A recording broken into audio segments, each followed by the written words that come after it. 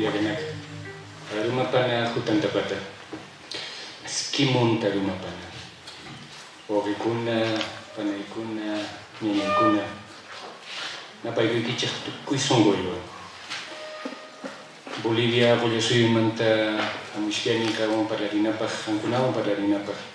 El pluralismo jurídico nisqamanta, que interculturalidad nisqamanta, que derechos de la mujer, género, chayka nisqamanta parlarisuma. Ichasalin sumaqkanman Qichwapi parlarikuna, Aymarapi parlarikuna, pero ichas mana tukuychu yachankichaqchu Qichwata nitaq Aymarata, chayrayku que Castilla simillapicha parlarina kanman. Hermanos y hermanas, muy buenos días a todos, a todas. Decía que sería ideal que pudiéramos conversar, y más aún en este campo del pluralismo jurídico, sobre el tema de nuestros idiomas, de nuestras lenguas, sobre todo el aymara y el quechua. Ojalá no sea muy lejano el día en que podamos hablarnos en nuestras propias lenguas. En tanto, pues utilizamos esto, que no solo es lengua del colonizador, es una lengua franca, el castellano y el español. A ver, a mí me han pedido conversar, más que conferenciar, sobre este campo amplio, complejo, problemático de género y justicia intercultural. Rápidamente voy a plantear algunas, opciones teóricas y también políticas, y a ver si alguna epistemológica. En un tiempo, espero, relativamente corto, porque me interesa más conversar con ustedes. En términos de la problemática de género, entenderla esto en su significación más básica, que es las relaciones que establecemos, económicas, políticas, culturales, y fundamentalmente relaciones de poder que establecemos entre varones y mujeres, y en el contexto de las diversidades sexuales, por supuesto. Pero sobre todo son relaciones de carácter de poder, políticas, por tanto. No solamente tiene que ver con cuestiones actitudinales, no es solo una cuestión psicológica lo que media entre el varón y la mujer. Son fundamentalmente relaciones de carácter político. De esto es que hablaré en una primera parte. Y en términos de la llamada justicia intercultural, ya ayer mi compatriota Boris nos ha comentado y nos ha demostrado que en Bolivia, a pesar de la constitución del Estado Plurinacional de Bolivia, no hay justicia intercultural. Ni siquiera como proyecto. Entonces hablaré aquí de justicia intercultural más bien en términos de horizonte teórico, jurídico, político. Pero reitero, teniendo en cuenta que en Bolivia no hay justicia intercultural. Lo que sigue habiendo, nos ha demostrado muy bien Boris Bernal ayer, es una justicia monista, occidental, moderna, colonial y fundamentalmente patriarcal. Terminaré entonces esta mi intervención indicándoles algunas pautas de lo que podría ser el horizonte de una justicia intercultural. Y ahí la hipótesis de trabajo, el punto de partida de lo que podríamos llamar justicia intercultural, no es sino en un horizonte radicalmente descolonizador, o eso que mis maestros decoloniales llaman también decolonialidad.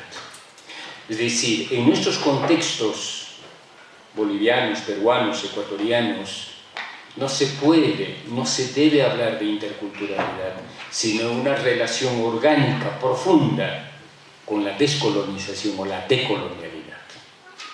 Es decir, el contexto colonial, el contexto de la dominación colonial en la cual vivimos desde hace 500 años, no nos permite sino hablar de interculturalidad en una relación, reitero, profunda con la decolonialidad y la descolonización.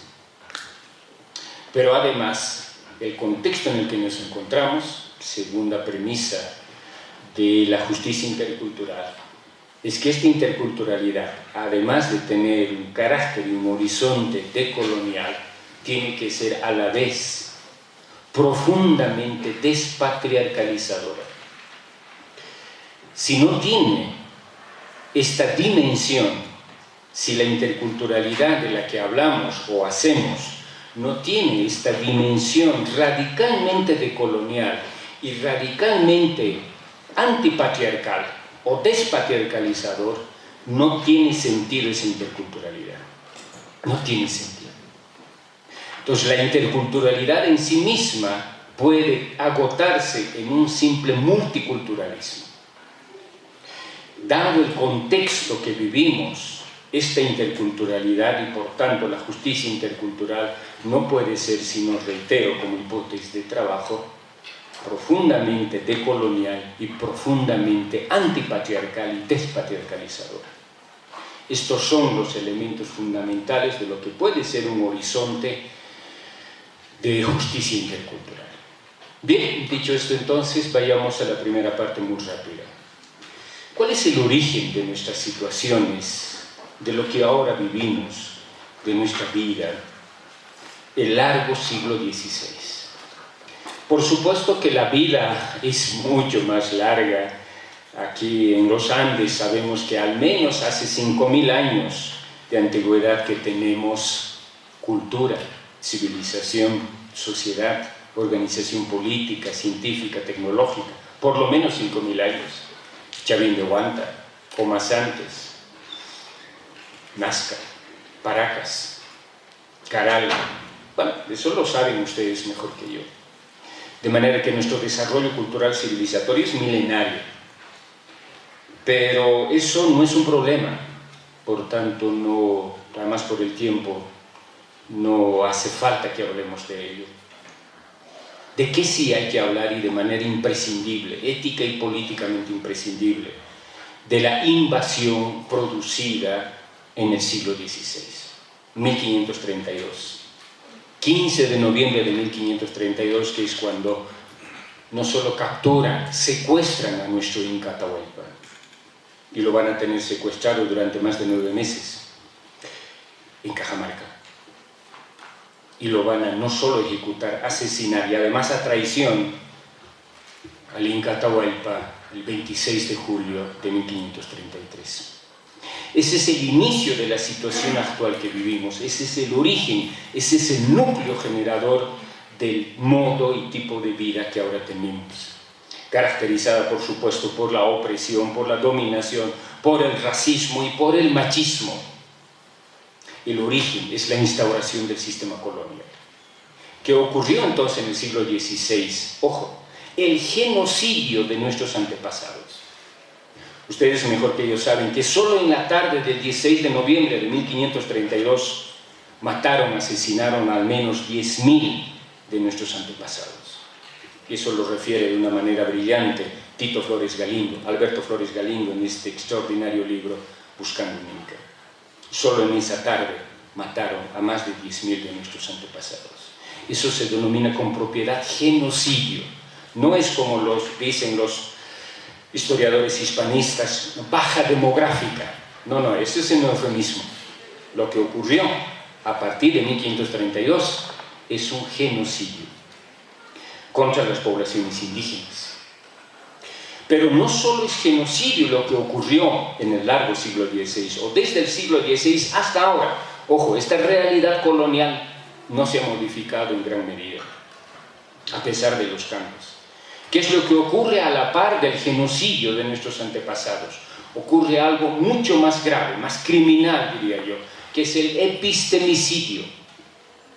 ¿Qué quiere decir? Epistemicidio es un término, digamos, formulado por Boaventura de Sousa Santos. Epistemicidio es la muerte, la eliminación de nuestros saberes y conocimientos, de nuestra ciencia, de nuestra tecnología, para después decir que los indios son analfabetos, son ignorantes. Esa figura racista que permanece hasta ahora. Entonces, ¿qué tenemos en el siglo XVI? Genocidio, epistemicidio. Han eliminado a nuestros grandes sabios, a nuestros grandes científicos, a nuestros grandes tecnólogos. No vamos a sostener a estas alturas que nuestros pueblos no tenían ciencia. Machu Picchu no se puede construir si no hay ciencia, si no hay ingeniería hidráulica, el manejo del agua, si no hay astronomía, si no hay aritmética, si no hay geometría. Eso es ciencia y tecnología pura y dura. Eso es lo que construyeron nuestros pueblos durante miles de años de desarrollo cultural y civilizatorio. Pero se instaura el régimen colonial y se elimina a la gente, genocidio, y se elimina saberes y conocimientos, epistemicidio. Bien, la historia trágica de nuestros pueblos no comienza ni termina con los pueblos indígenas. Hay un otro hecho importantísimo del cual normalmente no solemos asociar, pero que es absolutamente pertinente para entender por qué estamos como estamos.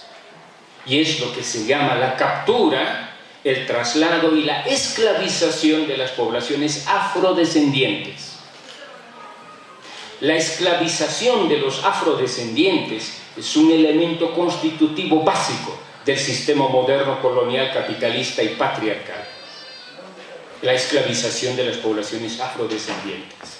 Lo que ahora es Chincha, que ustedes estimo conocen, en la costa peruana, tiene que ver con ese hecho tan doloroso, tan genocida, como fue la esclavización de las poblaciones negras afrodescendientes. Entonces, de manera parecida a las poblaciones indígenas que tenemos con los pueblos y comunidades afrodescendientes, millones de afrodescendientes que fueron asesinados en la captura, en el traslado y en el trabajo de esclavitud que se instauró aquí en nuestro continente. Aquí en Perú, en Centroamérica y prácticamente en todo el continente. Y cuyo racismo y racialización, como nos ha enseñado el maestro Aníbal Quijano, continúa hasta el presente. Pero igual que con los pueblos indígenas, con los pueblos afrodescendientes, no solo se genera genocidio, millones de negros y negras que son asesinadas, sino igualmente se produce epistemicidio. Los saberes, la cultura y sobre todo la espiritualidad de los pueblos afrodescendientes fue igualmente eliminada, suprimida de cuajo, considerada diabólica, considerada superstición, considerada ofensa a Dios. Los pueblos afrodescendientes históricamente también han sufrido genocidio y epistemicidio, la eliminación de sus saberes y sobre todo, reitero, de su espiritualidad, de sus espiritualidades, porque son complejas, múltiples. Eso ocurre desde el siglo XVI hasta el presente. La racialización de las poblaciones indígenas y negras afrodescendientes continúa hasta el presente, con todo y Estado plurinacional, como es el caso de Bolivia. Y la tercera dimensión básica en la cual entramos en el tema que hoy me toca desarrollar.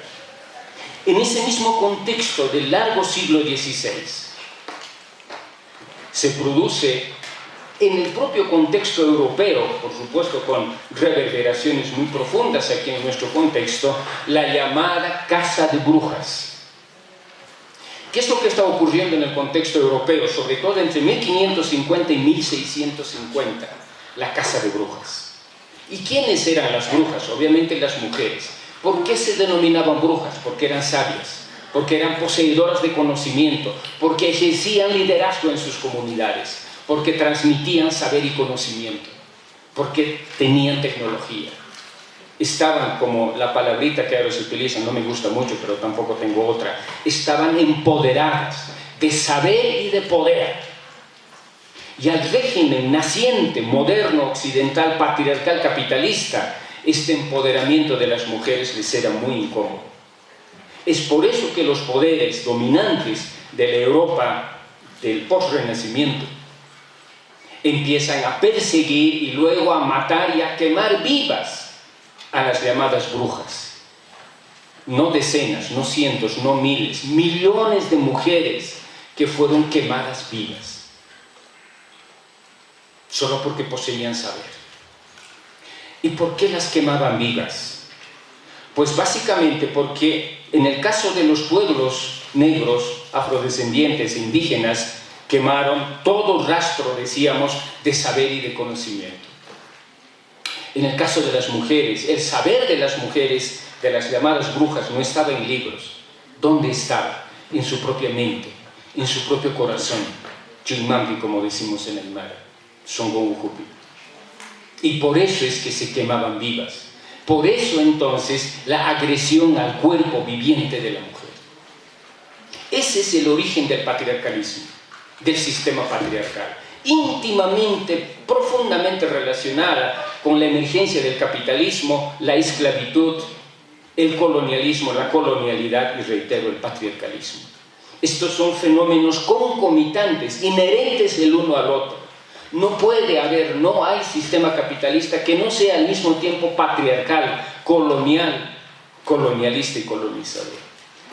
Son fenómenos inherentes el uno al otro.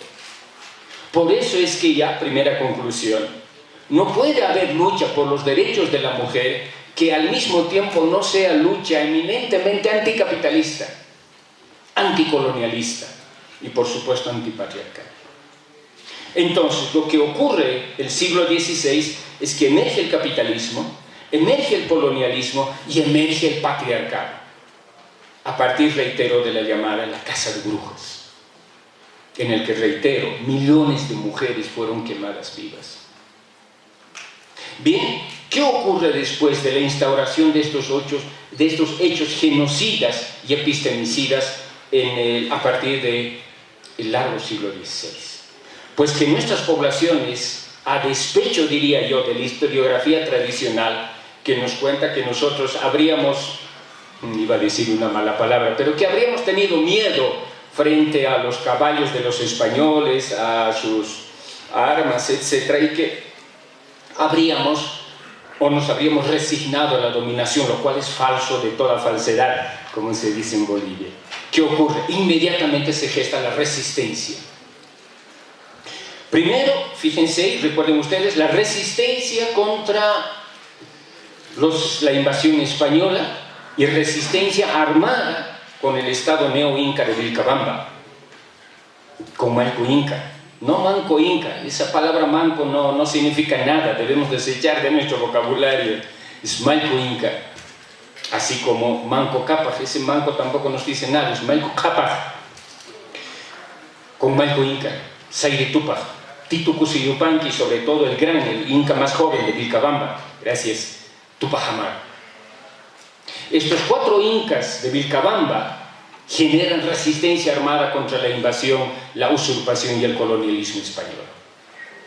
En Vilcabamba tenemos entonces resistencia armada durante al menos 40 años, de 1532 hasta 1572, que es cuando el virrey Toledo asesina a nuestro último inca, Túpac Amaru. No estoy hablando de José Gabriel Condorcanqui, estoy hablando de Túpac Amaru de 1572, cuando en la plaza del Cusco, Túpac Amaru, el inca más joven, no más de 22 años, es asesinado por órdenes del virrey Toledo. A partir de ahí, rápidamente, permítanme, es que emerge además el mito del Incarre, que ustedes conocen.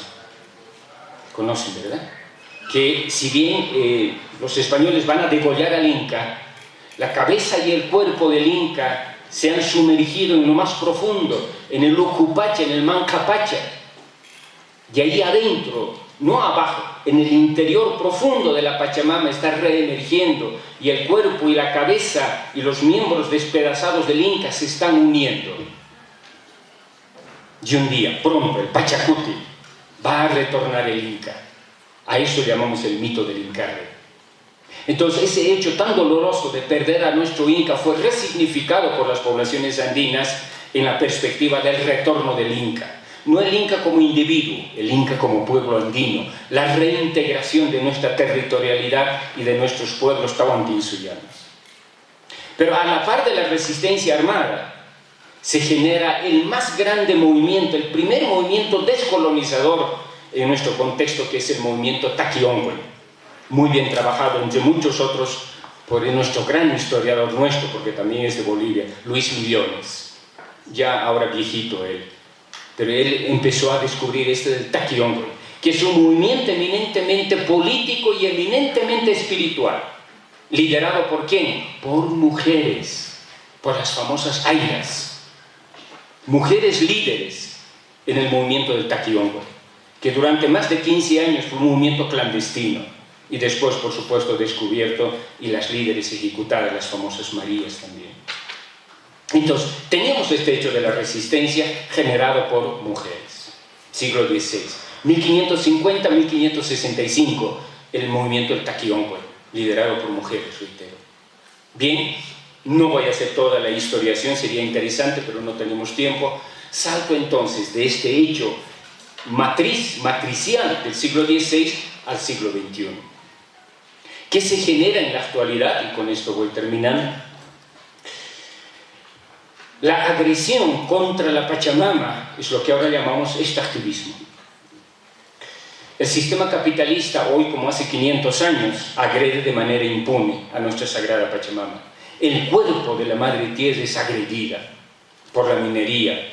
Ustedes mejor que yo saben las graves agresiones que está sufriendo nuestra Pachamama. Independientemente del concepto que tengamos, ayer hacían explicaciones muy interesantes, muy sabias nuestros hermanos acerca de lo que significa Pachamama. Pero más allá de esa sofisticación filológica o semántica, todos sabemos lo que es Pachamama, y es esta Pachamama la que está siendo radicalmente agredida, sobre todo con la minería a cielo abierto. Ustedes conocen, no solo en Cajamarca, en varios otros lugares de aquí, del Perú, de Bolivia, del Ecuador, agujeros gigantescos en el cuerpo sagrado de nuestra Pachamama. Asistimos entonces en la actualidad a una verdadera guerra contra la Madre Tierra, contra la Pachamama. Pero a la par, este hecho generado en el siglo XVI con la quema de brujas, este genocidio contra las mujeres que se genera en el siglo XVI, hoy se denomina con toda precisión feminicidio. Y esta es una realidad presente aquí en el Perú, en Bolivia y en todo el mundo. Feminicidio. El asesinato impune de nuestras hermanas, de nuestras madres, de nuestras compañeras. Y de verdad que esto duele. Porque así como asistimos a una verdadera guerra contra la Madre Tierra, hoy asistimos a una guerra contra las mujeres, una guerra contra el cuerpo de la mujer. Porque no solo es agresión física, es cada vez una agresión genocida, porque supone la muerte de nuestras hermanas, madres, compañeras. Es cada vez con mayor crueldad, cada vez con mayor saña. Parecería que no solo se trata de matar mujeres, sino de hacerlo como escarmiento. ¿Y por qué esto? Porque responde a la lógica actual, eminentemente genocida del sistema capitalista. Entonces, temáticas de género no se puede hablar al margen de este contexto genocida, radicalmente capitalista, agresivo en el cual estamos viviendo ahora. No estamos solo reivindicando un derecho, no solo estamos peleando por ejercer algún derecho. Carajo, nos están matando. Este es el drama que vivimos ahora. No estamos frente a cosas pequeñas. Estamos frente a la agresión de la vida de la Madre Tierra, la vida de las mujeres. No es poca cosa. Bien, a partir de esto, gracias. ¿Cómo podemos pensar propuestas? Es un texto muy duro, muy doloroso, donde parecería ser más fácil resignarnos y ya no podemos.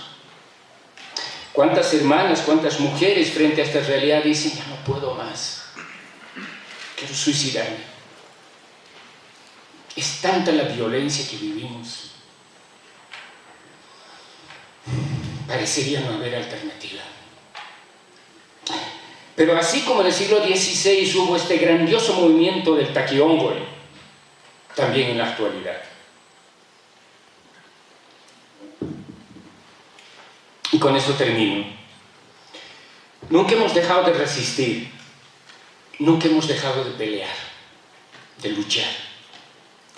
Y así como en el siglo XVI hubo el Takiongol y ahora tenemos mujeres que están liderando la lucha por la defensa de la Madre Tierra, por la defensa de la vida, por la defensa del agua.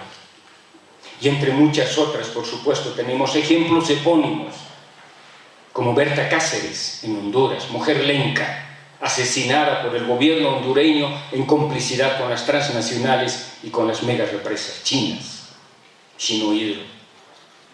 Son estos agentes que asesinan a nuestra gran hermana Berta Cáceres. Pero igualmente aquí en el Perú tenemos representantes extraordinarias de lo que es la lucha por la defensa de la vida y la lucha por la defensa de la Pachamama. Máxima Acuña, de Cajamarca, contra la gigantesca. Ella tan pequeñita, la conocen, ¿verdad? Peticita. Apenas hablando el español porque ella es quechua, enfrentándose a esta gigantesca empresa Conga Yanacocha, y defendiendo la tierra, defendiendo el agua, defendiendo la laguna. Máxima Acuña.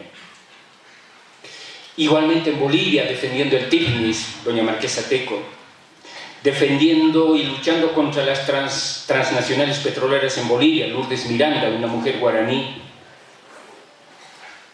Todas estas mujeres, y la lista puede ser extensísima, las mujeres mapuches en Chile peleando contra las empresas papeleras. Entonces hay lucha, por tanto hay esperanza, por tanto hay vida. Estas luchas son las que nos sostienen en nuestra esperanza y en nuestros horizontes, diríamos utópicos, de que sí es posible cultivar la vida. Entonces hay lucha, y mientras haya lucha, hay vida. Y esta es nuestra esperanza. Y luchas, reitero, lideradas por mujeres indígenas, por mujeres jóvenes. Bien, y a partir de el último punto, ¿cómo tendríamos que entender entonces la llamada justicia intercultural? Reitero que en Bolivia, en Perú, en Ecuador no tenemos justicia intercultural. ¿Cómo tendríamos que desarrollarla? Principalmente desde los propios ámbitos de la defensa de la vida. Esto es lo que ahora nos une, nos articula y nos esperanza y nos hermana en nuestra lucha, la lucha por la vida. 2, la lucha por el agua, por el territorio. Esto es lo que nos está hermanando. Por tanto, los derechos de las mujeres y de las poblaciones y de las comunidades no emergen a partir de una constitución o de una ley.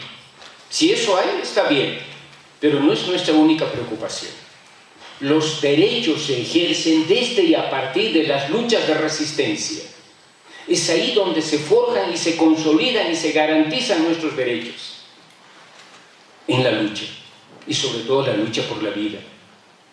No interesan aquí las ideologías, izquierda, derecha, neoliberalismo, socialismo. Esto no nos interesa por el momento. Estamos, decía, frente a desafíos realmente significativos como es el riesgo en el que está la vida en este momento, en todo el planeta además. Entonces, los derechos se ejercen en la lucha, en la organización, en la movilización, en la lucha contra las empresas mineras. Bien, pero a la par les decía, esta lucha por los derechos no puede ser solo en términos, digamos, culturales o jurídicos. Tiene que ser eminentemente, y esto hay que decirlo con la mayor claridad posible, porque siempre nos acusan que, estos son políticos. O nos dicen que tenemos discurso político. Por supuesto que es político. Y hay que decirlo explícitamente. Porque estamos contra un poder opresor, contra un poder machista, contra un poder capitalista y patriarcal. Por supuesto que nuestra lucha es política. No puede ser de otra manera. No tendría sentido nuestra lucha y nuestros derechos si no afectamos, si no cambiamos, si no transformamos las relaciones de poder. Porque estas relaciones de poder son injustas, son opresivas, son dominantes y son machistas.